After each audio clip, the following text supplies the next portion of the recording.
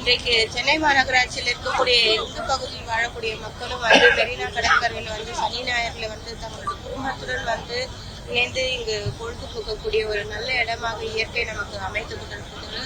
இதை வந்து பராமரிக்கிறது நம்முடைய கட்டாய கடமையாக இருக்கிறது. மாநகராட்சி சார்பாக தொடர்ந்து இங்கு தூய்மை பணிகள் மேற்கொள்ளப்பட்டு வந்து இருந்தாலும் பொதுமக்களும் இங்கு வருகை தரும் பொழுது அங்கங்க பொதுமக்களுக்கு பிளாஸ்டிக் தனியா போடுமாறு இங்கு மீன்கள் போல, அப்புறமா ஹாட் போல, அதுக்கப்புறமா வந்து குப்பை போடுறது, பிளாஸ்டிக் போடுறதுக்கு என்று தனியாக பின்கள் வந்து அமைக்கப்பட்டிருக்கிறது.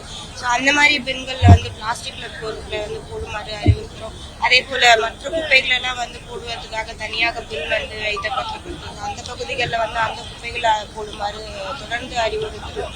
ஆனாலும் நம்ம மெரினா கடற்கரையை சுத்தமாக வைக்கிறது ஒவ்வொரு இண்டிவிஜுவலோட கடமையாக இருக்கிறதுனால வரக்கூடிய பொதுமக்களும் இதுல சென்னை மாநகராட்சியோடு இணைந்து இந்த வரக்கூடிய நாட்கள்ல வந்து நம்ம கடற்கரையை தூய்மையா வைக்க வேண்டிய கட்டாயமாக இருக்கிறது. தொடர்ந்து இந்த மெரினா கடற்கரை வந்து ப்ளூ பிளாக்காக தமிழக அரசினால முன்னெடுப்பு ஏற்பாடுகள் நடைபெற்று வருகிறது.